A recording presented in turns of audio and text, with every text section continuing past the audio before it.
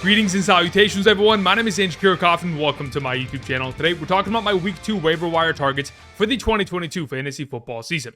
So as we progress throughout today's video, we're going to be talking about waiver wire targets at the running back, wide receiver, tight end, quarterback, kicker, and defensive positions going into Week 2.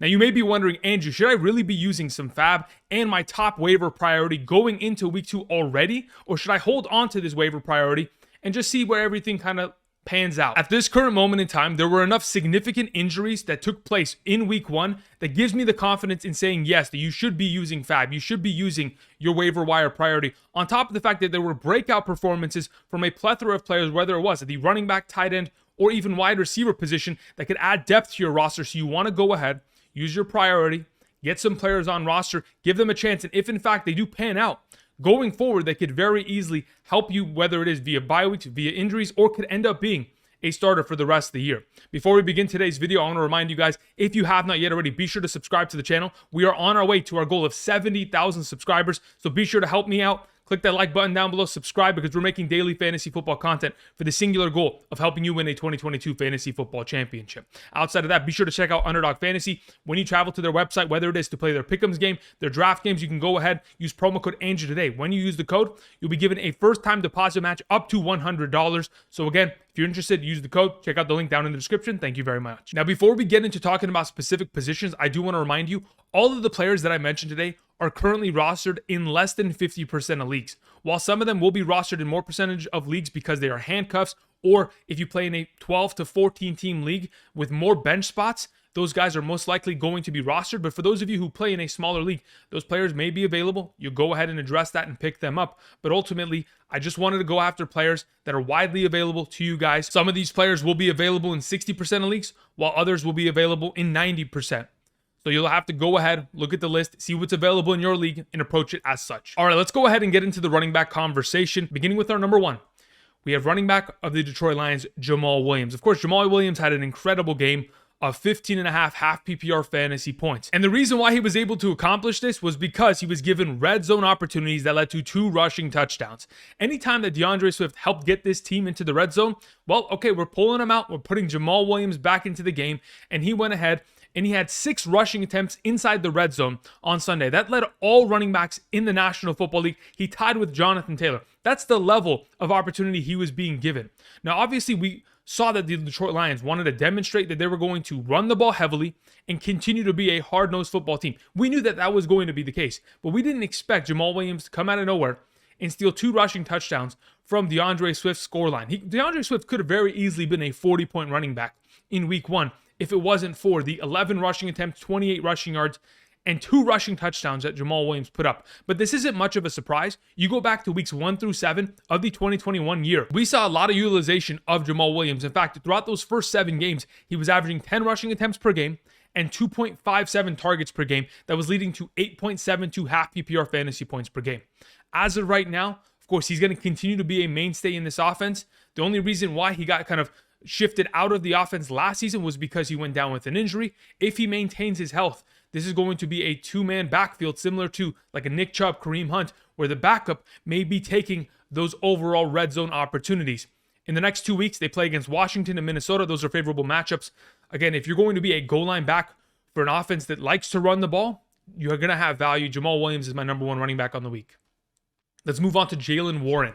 He is currently the immediate backup to Najee Harris. Now, on Sunday against Cincinnati Bengals, Najee Harris left the game in the 4th quarter, was not able to return for the overtime period. And there comes in Jaylen Warren. He was able to get himself 3 rushing attempts, only 7 yards, 1 target, no receptions. But ultimately, in terms of the amount of snaps that he played in comparison to a Benny Snell, we know we're going in the direction of Jaylen Warren being the primary back of this offense going forward. Now, in terms of what we can anticipate in regards to Najee Harris and his injury that he sustained, everything that I've read says that it's nothing serious. It isn't going to knock him out for a significant amount of time. It is only going to be a thing that may, hold him out for 1 to 2 weeks. Now, this information can be updated, but as of this morning, Monday morning, we have no distinct information as to how long he's going to be out. So if a top tier running back in an offense that loves to run the ball with a primary 1-back set, of course, we want to go ahead and get the handcuff to Najee Harris. Now, whether or not you are a Najee Harris fantasy manager, Jaylen Warren does present a lot of upside. Now, in the next 2 weeks, they take on the New England Patriots and Cleveland Browns. Those are still 2 games that you can still find a lot of value because this offense functions through their primary running back, which going forward will be Jaylen Warren. Let's talk about Jeff Wilson Jr., the thumbnail for today's video. He's going to be filling in for Elijah Mitchell because he also went down with an injury again. The biggest upside of opportunity for a running back in fantasy football that often make them waiver wire targets is injuries happening to their main starters. So Elijah Mitchell went down with an injury against the Chicago Bears in that game. Jeff Wilson immediately came in and picked up all of the touches going forward. He was able to get himself 9 rushing attempts, 2 targets, 2 receptions. 11 total touches is perfectly fine, but going forward, we're going to continue to see him get a lot of utilization as long as Elijah Mitchell is not active. But the only reason I have him lower ranked than these other 2 players is because Elijah Mitchell is going to eventually return. And while Jeff Wilson Jr. is going to be the primary starting running back, he still has to deal with the fact that Deebo Samuel is getting rushing attempts, Trey Lance is going to be running the ball, and they may also give some touches to Mason and Tyrion Davis-Price, who could eventually get into the mix as they need to elevate another running back to that RB2 position while Jeff Wilson Jr. is going to be the primary player. Last season, in the final 2 games in which Jeff Wilson was the starting primary back of the San Francisco 49ers, he totaled 18.9 and 13.2 half PPR fantasy points. In the next 2 weeks, he takes on Seattle and Denver. There's going to be a lot of opportunity for this back. That's why we're picking him up. Moving on to Rex Burkhead, our number 4. I mean, it's very interesting to see that Dameon Pierce is not the starting running back of this team and that Rex Burkhead played the wide majority of snaps. Rex Burkhead played 50 of the 68 total offensive snaps that the Houston Texans had, while Dameon Pierce only played 20 of those 68 total snaps. Now, obviously, Rex Burkhead had himself 14 rushing attempts, 40 yards, 8 targets, 5 receptions, 30 receiving yards, 9.5 fantasy points. When you're being given a lot of opportunity on the ground, because again, they were winning for majority of that game against the Indianapolis Colts. And then you're also getting the primary 3rd down work. That in itself solidifies you as the starting running back of the Houston Texans. And regardless of the fact that it is the Houston Texans, there is still a lot of value to be had in this backfield. There's a reason why we spent such a high draft capital on Dameon Pierce. Now, still, Dameon Pierce had himself 11 rushing attempts, 1 reception on 1 target, a total of 12 touches. But a lot of that had to do with the fact that this team was winning and they were trying to kill the clock against the Indianapolis Colts for majority of that game. Rex Burkhead only being rostered in 13% of Yahoo leagues, another one of these players that we are going after via waiver wire this upcoming week. All right, let's go ahead and move on to our number 5. We have Kenyan Drake of the Baltimore Ravens. Now, I was of the opinion that Mike Davis was going to be the guy to at least pick up some semblance of the work when J.K. Dobbins was out. Now, obviously, that did not pan out. Mike Davis, for the 2nd year in a row, is making my life absolutely miserable, but it is what it is. It is week 1, and we're just going to deal with that. Kenyan Drake came out, played 33 of the 56 total offensive snaps for the Baltimore Ravens, was able to get himself 12 total touches, 11 on the ground. Now, obviously, his performance wasn't fantastic. They weren't able to effectively run the ball on the New York Jets like other teams will be able to in the upcoming weeks.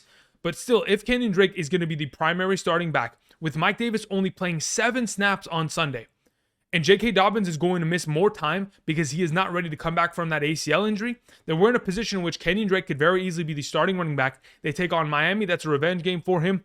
He's a former Miami Dolphin a couple years back. And then they take on New England the week after.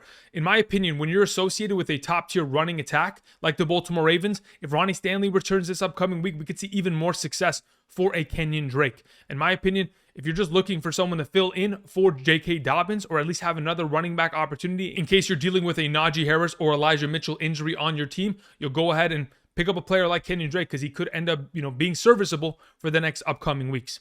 The final player I wanted to mention is Khalil Herbert of the Chicago Bears. He's currently only being rostered in 31% of leagues. In comparison to some of these other players, he's obviously being rostered in more leagues than Warren, Jeff Wilson, Burkhead, Kenyan Drake. But the reason why I have him at my number 6 is because even though he was extremely effective with the amount of touches that he was given on Sunday, 9 rushing attempts for 45 rushing yards, had himself a rushing touchdown, he really didn't play that much. He played 16 of the 58 total offensive snaps, while David Montgomery played 38 of them. Yes, he's going to be efficient. Yes, he could get himself into the conversation of playing more as the weeks progress. But in my opinion, David Montgomery is going to maintain as the starting back of this team. And it's going to take an injury to David Montgomery to slow him down to get Khalil Herbert back into that starting role. Otherwise, he's going to be a complementary running back piece rather than someone that we have to purely worry about. Yes, getting the rushing touchdown in his box score at the end of the week certainly hurts, similar to the conversation of Jamaal Williams. But in my opinion, I don't think that's going to be as consistent. Either way, he's a handcuff with potential upside. We'll play him as such. Let's move on to the wide receiver position, beginning with our number one, Curtis Samuel. Now, Curtis Samuel is a player that I wanted to first and foremost mention at the wide receiver position because we've known Curtis Samuel to be a talented top 36 wide receiver back in 2020 with the Carolina Panthers. The whole question was, how much utilization was he going to have in 2022? And was he going to stay healthy unlike he was in 2021? Last season, didn't play at all. The amount of injuries he continued to have, that groin injury pretty much knocked him out for the whole year consistently. Now on Sunday, against the Jacksonville Jaguars, this man had 11 targets, 8 receptions, 55 receiving yards, and 1 receiving touchdown. 15.2 fantasy points. 11 targets on the 36 routes that he ran. That's a 30.56% target percentage when running routes within this offense. Carson Wentz is going to continue to get the ball in his direction, and not only was he able to be an effective participant in the receiving game, this man had himself 4 rushing attempts for 17 rushing yards. As long as we continue to see Antonio Gibson used as a wide receiver option, they're moving him out wide, using him in different packages, there is a very good chance that we're going to continue to see Curtis Samuel utilized in a sense out of the backfield as a wide receiver in the slot position and finding a lot of value. He played 72% of the snaps on Sunday. Hopefully that'll continue to be the case. This offense scored a lot of points, certainly, but the fact that he had 15 opportunities and a total of 12 touches on Sunday, that's what makes him an extremely valuable prospect. Currently only rostered in 5% of leagues. We're going after him. Let's talk about Jarvis Landry. Now, Jarvis Landry went from the Cleveland Browns to the New Orleans Saints this offseason. Yet a lot of the conversation around the New Orleans Saints has been Alvin Kamara, his status, Michael Thomas, his status, Chris Olave, is he going to be the breakout rookie of the season? But nobody really thought about Jarvis Landry. Jarvis Landry kind of went under the radar, and he ended up having a monster week of 7 catches, 114 yards, and 14.9 half PPR fantasy points. Was targeted 9 times, targeted 28% of the time when he ran a route. 9 targets on 32 routes ran. Ultimately, he was a primary part of this offense, and if it wasn't for Michael Thomas having those 2 receiving touchdowns, he would have been the best receiving option on the team in this given week against the Atlanta Falcons. In the upcoming weeks, yes, their matchups get a little bit trickier as they'll be taking on Tampa Bay and Carolina, but I honestly think he's going to find very similar success if the opportunity maintains in that regard. Considering how much rapport he's already built with Jameis this offseason, seems like this is going to be continued success. Let's move on to Jahan Dotson of the Washington Commanders. Now, he's another Washington Commander that we're mentioning already in our top 3 of the wide receiver position, and this is primarily because Carson Wentz had a monster game, and they continue to air it out, and this is another rookie first-round wide receiver selection that found himself a lot of success. And though he was only able to catch the ball 3 times, he had 2 receiving touchdowns. And as Carson Wentz continued to look in his direction, it continued to build confidence that he could be a mainstay in this offense, despite the fact that they have Terry McLaurin. They have a plethora of running backs that have receiving ability. They have Logan Thomas returning. They already have, Curtis Samuel that we mentioned on today's video. Jahan Dotson could be in a conversation where he continues to see a lot of opportunity, especially down in the red zone, as someone that really is like a sneaky play. As of right now, he's currently rostered in 23% of leagues. The next 2 weeks matchups, playing it against Detroit and playing against Philadelphia, we just saw both those teams face each other. Detroit put up 35 points. Philadelphia put up 38 points. Those defenses certainly were struggling. The Washington Commanders could take advantage of that, especially with their wide receiver options. Let's move on. Speaking of the Detroit Lions, let's talk about DJ Chark. Formerly of the Jacksonville Jaguars, obviously this offseason signed a deal with the Detroit Lions, was able to get himself 13.2 fantasy points. In the next 2 weeks, they take on Washington, they take on Minnesota, and this is a player that, yes, is already rostered in 40% of Yahoo leagues, but I wanted to go ahead and just mention him. If, in fact, there is an opportunity for you to pick him up, you could have a player that is going into a relatively easier matchup against Washington this upcoming week and got himself ample opportunity. 8 total targets on 36 routes ran. I know probably Amon-Ra St. Brown is going to be the primary number 1 of this offense. That's what we all anticipated this offseason. But if DJ Chark continues to see this level of opportunity, he could certainly be a valuable fantasy asset. Let's move on to Robbie Anderson, another guy that had a pretty good opportunity count. Now, obviously, Robbie Anderson's total stat line is skewed because of his 75-yard receiving touchdown. But, this could be something that continues to build. The fact that he had himself 8 targets and DJ Moore was pretty much a non-factor in this game, they're going to have to throw the ball a bunch in order to compete with other teams. And if Baker Mayfield isn't going to be funnel targeting DJ Moore and Christian McCaffrey at a maximum capacity, of course, Robbie Anderson proved that he's the number 2 wide receiver of this offense, playing 100% of the offensive snaps. As long as this man continues to be in the conversation of on the field, running routes, the targets are going to continue to flow. They play against the New York Giants and the New Orleans Saints in the upcoming weeks. Could be pretty decent for him. Let's move on to Devin Duvernay. Duvernay found value in receiving touchdowns. He was able to get himself 4 targets, 4 catches, 54 yards, and 2 receiving touchdowns that led to 19.4 half PPR fantasy points. Despite the fact that he only ran 18 routes, he got himself 4 targets and was able to catch 2 touchdowns. Now, the plays that he made, fantastic. And it looks like he is potentially going to be that Marquise Hollywood Brown for this team. Now, on the other side of this offense, Bateman was still able to get himself a deep receiving touchdown play. But if, in fact, Devin Duvernay is going to also be into that conversation, we could see those overall opportunities spread out, and Duvernay could be a potentially vital option for Lamar Jackson's offense as we progress. They take on the Miami Dolphins this upcoming week. It is a tougher matchup in terms of cornerback coverage. Then they have to follow that up going up against the New England Patriots. As of right now, another one of these options that, yes, he didn't play much, only played 51% of the offensive snaps, but when he's on the field, he's given opportunity, and if he's going to be a deep ball threat, could be a decent fantasy option going forward. Let's mention 6 more wide receivers. Yes, we're going to talk about a lot of guys today. Let's begin with Zay Jones. Zay Jones had 9 targets. There were 2 separate occasions he could have very easily scored a receiving touchdown, and as long as he continues to maintain his snap count and the amount of routes that he's running in these games, playing 58 of the 70 total snaps, getting 9 targets on 41 total routes run, I think he's in a fantastic position. They take on the Indianapolis Colts and Los Angeles Chargers in the upcoming weeks. Those are tougher matchups, but ultimately, as long as the opportunity is there and this team is throwing for majority of the game, he's going to have value. Let's move on to Jakobi Meyers. Now, even though Mac Jones is dealing with an injury, Jakobi Meyers, who is currently rostered in 38% of leagues, is still someone that I'm sure many of you have on roster, but if in fact he's available, he's going to be the primary number 1 for this team. Devontae Parker only had 2 targets, wasn't able to really do much with it. Nelson Aguilar got some utilization, so did Kendrick Bourne, but ultimately, Jakobi Meyers continues to be the safety blanket of Mac Jones, and going forward, as long as this combination is there, they're going to find success. Let's move on to Christian Watson. Now, we all saw the play that Christian Watson pretty much dropped a 60-plus yard receiving touchdown. He would have easily caught that and in stride walked into the end zone, but unfortunately, he dropped that. He ended up with having, 4 fantasy points at the end of the week, but imagine if he had caught that ball. Imagine the momentum. Imagine what people would be saying about Christian Watson going into week 2 if he had caught that. He'd be the number 1 receiving waiver wire target because there would have been an influx of 12 fantasy points on top of the normal 5.1 that he put up. Having yourself a potential rookie wide receiver that is putting up 20 points in his first week associated with Aaron Rodgers, obviously that would have brought up a lot of hype. This is something that we have to just go ahead and sneakily, kind of stash on our bench. If you haven't yet already, because there's only 12% of teams right now that have Christian Watson on roster. Go ahead, add him to your roster. I know Romeo Doubs, I know, Sammy Watkins, Randall Cobb, Alan Lazard could return, but Christian Watson, he's a dynamic player that could very easily make a statement in a couple weeks here, maybe next week, and end up being a vital option for the rest of the season. Moving on to DeAndre Carter. Now, this could be a conversation regarding DeAndre Carter and Josh Palmer, but my expectation is that they're going to use Josh Palmer the way that they anticipated all season.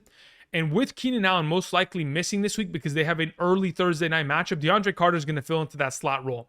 DeAndre Carter, in the absence of Keenan Allen, came in, 3 catches, 64 yards, a receiving touchdown.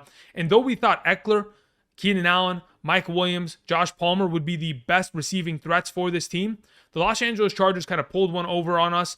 They ended up using DeAndre Carter, their fullback. They got Gerald Everett a touchdown. And with that kind of unpredictability, there may be a chance that DeAndre Carter on Thursday night against the Kansas City Chiefs could be a vital option, could be a play for you this upcoming week.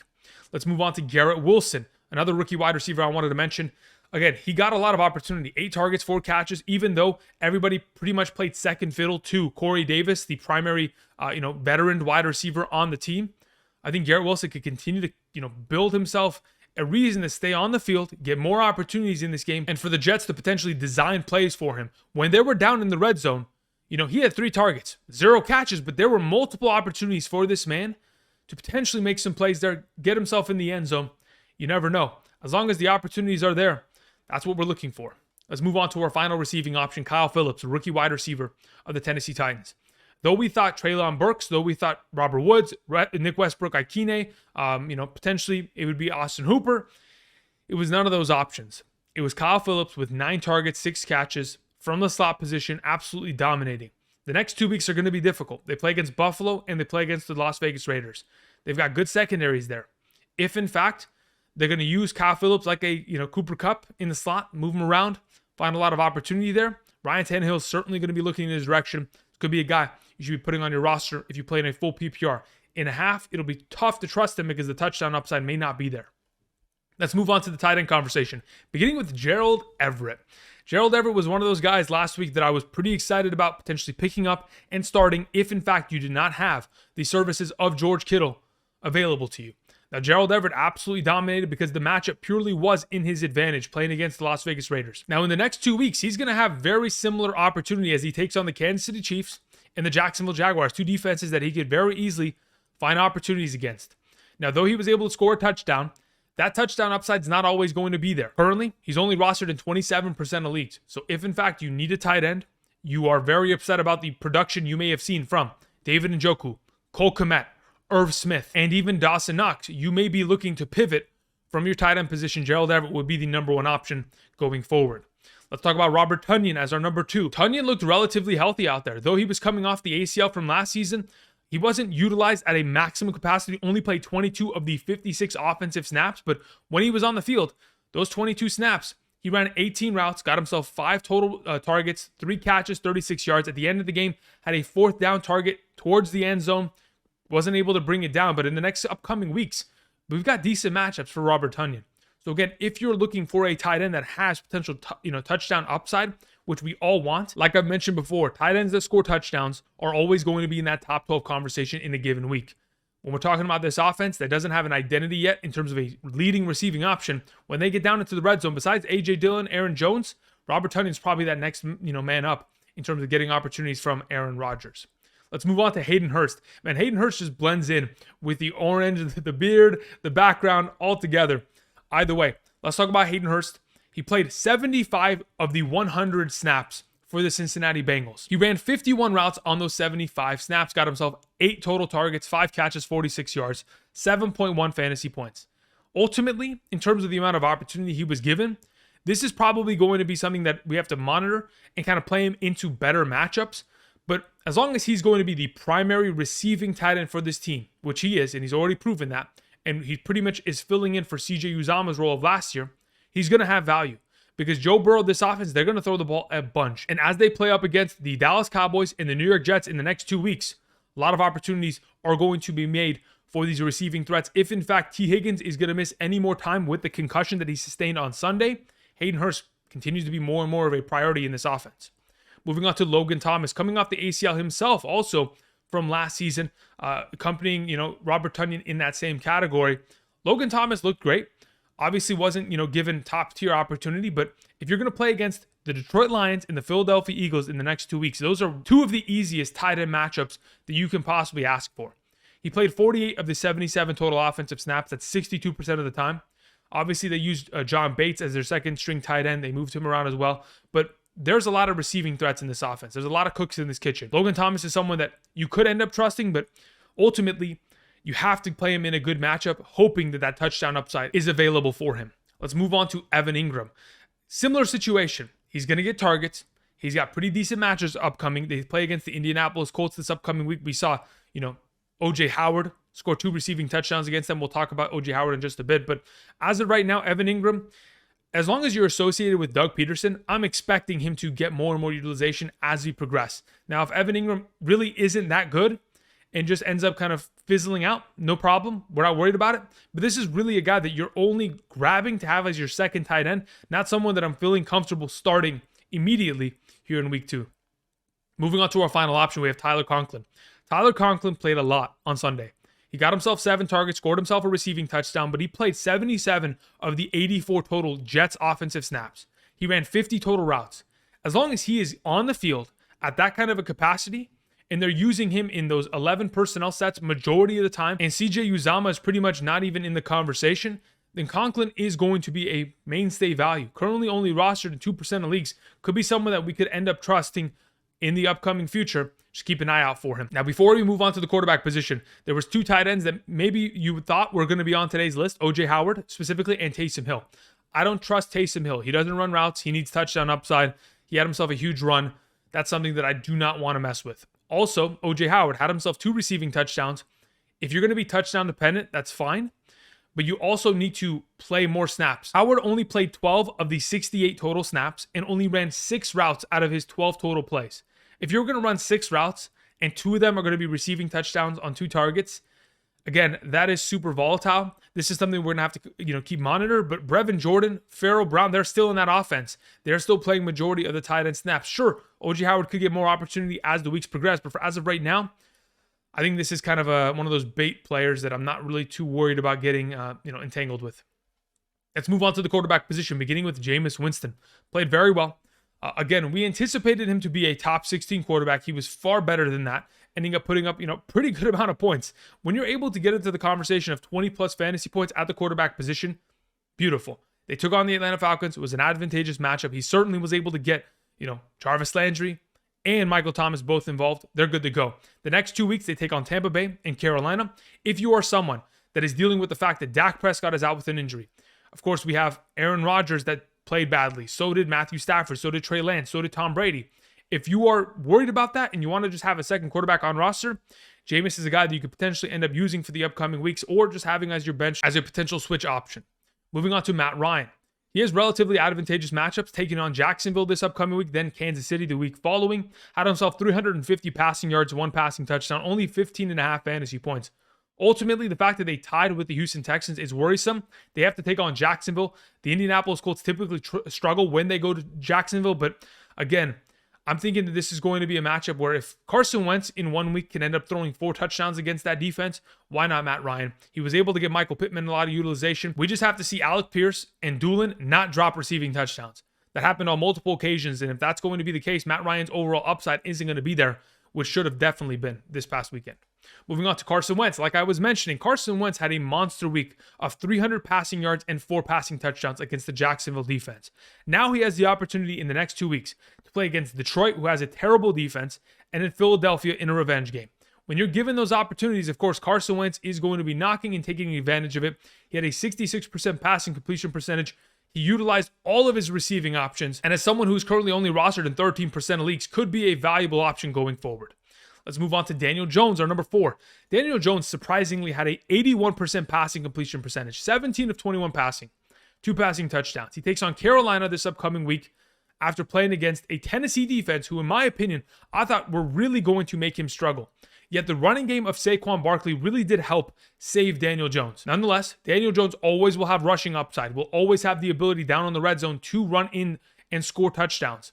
With that, it gives him far more upside than other quarterback options. With that said, we'll go ahead and have him as our number 4. Moving on to Jared Goff, our number 5. He will be taking on the Washington Commanders this upcoming week. In my opinion, Jared Goff, he played all right. Not the greatest game he's ever played, but as long as you're able to get, relatively decent value at the quarterback position, for those of you who play in a 2 QB league, this could be a guy that you could be starting as your second quarterback. But as of right now, this Washington matchup seems to me like a relatively higher scoring game. There's a reason why, the Detroit Lions were able to put up 35 points against Philadelphia. They are capable of scoring, and hopefully we'll be able to do so once again this week against Washington. The final quarterback option, it is Marcus Mariota. The fact that all of his utilization and all of his upside came from the rushing game isn't much of a surprise. But, Marcus Mariota, that's what we expect. He is a mobile rushing quarterback. If he ends up getting, passing touchdowns, that's even better. But my only concern is that he plays up against the Los Angeles Rams this week. Pick your poison. If you want to play that matchup, by all means, go for it. If you were bold enough to play him up against New Orleans and you saw him perform there, maybe he has the capabilities of doing that against the Rams this upcoming week. After that, he'll take on the Seattle Seahawks in week 3. But that's the final quarterback option I wanted to mention. Let's talk about kickers and defenses, special teams players. Let's talk about Younghoe Koo of the Atlanta Falcons. Now, the primary reason why the Atlanta Falcons were able to mount a lead in that game in the first place was because of their kicking game. Yes, Marcus Mariota got them into position, but Younghoe Koo was able to finish the job. 4 for 4 in terms of field goals, was able to get himself 19 fantasy points, 2 extra points. Ultimately, Younghoe Koo's back. He plays against the Los Angeles Rams, so they're going to be in a position to where they're moseying down the field and kicking field goals. This guy had 19 fantasy points. More than a lot of quarterbacks, wide receivers, running backs, and tight ends. If you get yourself a clean kicker to put up that level of production, you're going to be in a pretty good position going forward. Speaking of another kicker that is going to be great, Rodrigo Blankenship of the Indianapolis Colts. Again, the Indianapolis Colts, they take on the Jacksonville Jaguars. If there is going to be any stalling, this offense will go ahead, they'll kick the ball, they'll find a lot of success. In my opinion, this is going to be a higher scoring event against Jacksonville than it was in comparison to Houston, but you never know. Could be a very low scoring event if, in fact, the Indianapolis Colts aren't able to figure it out. Either way, Rodrigo Blankenship this last weekend had himself 9 fantasy points in terms of his kicking game. Hopefully, we'll be able to put it together and have himself a double-digit game going forward. Moving on, we have Cade York, the rookie kicker for the Cleveland Browns. He ended up putting up 16 fantasy points, was 4 for 4 on field goals, and was 2 for 2 on PATs. If you continue to give, the next up-and-coming rookie kicker the ability to make plays and win you games, fantasy points are going to pour in. Let's move on to the defensive positions. Team defenses. Let's begin with the Pittsburgh Steelers, a defense that is currently only rostered in 30% of leagues. Pittsburgh had 26 fantasy points. Going into this upcoming weekend's matchup, I know TJ Watt is most likely going to be out, but you play against the New England Patriots. And if the New England Patriots play just as bad as they did against Miami, as they do against Pittsburgh this upcoming week, there could be a lot of fantasy points to be had. Joe Burrow just could not stop turning over the ball because those defensive playmakers were just making plays on a consistent level and trying to carry their team. Obviously led them to a victory. Moving on to the Cleveland Browns. They take on the New York Jets. You always want to play your defenses against the Jets. Cleveland will be taking a part of that opportunity this week, so we'll potentially pick them up as an option. The final option I wanted to mention are the Miami Dolphins. The Miami Dolphins are a defense that just came off of a week of 18 fantasy points against the New England Patriots. I understand that the Miami Dolphins play against the Baltimore Ravens, but this is something that doesn't really bother me. Because if you go back to week 10 of the 2021 season, that Thursday night game, the Miami Dolphins really did give the Baltimore Ravens a lot of trouble. In fact, they beat them that week. And they ended up putting up 18 fantasy points as a team defense against Lamar Jackson and that offense. I think this may be another option we'll be looking into. For those of you who already started Miami this past weekend against the New England Patriots, you have them on roster, keep them going forward. That's going to cover my week 2 waiver wire targets for the 2022 fantasy football season. Thank you everybody for watching. If you liked today's content, be sure to subscribe. Be sure to click the like button down below. Let me know down in the comment section, is there anybody that I missed that you may be considering as a waiver wire pickup going into the week? I want to thank you guys for watching. Enjoy tonight's game as the Seattle Seahawks take on Russell Wilson. Russell Wilson's going back into town, going back to Seattle for that revenge game. Should be fun. If you guys want to go ahead and play more fantasy football, you can go ahead and check out Underdog Fantasy. Play the Pick'ems game, picking higher or lower on a given stat. They have a bunch of props for players tonight. Go ahead and check that out. There's a link down in the description. If you sign up today and make a first-time deposit using promo code Andrew, you'll get a first-time deposit match up to $100. You deposit $20, they'll match it $20. You deposit $100, they'll match it at a maximum of $100. So again, check that out. Be sure to subscribe. Help us get to our goal of 70,000 subscribers. And until tomorrow, we'll be talking about our top 36 running back rankings on the week. I'll see you guys. Peace.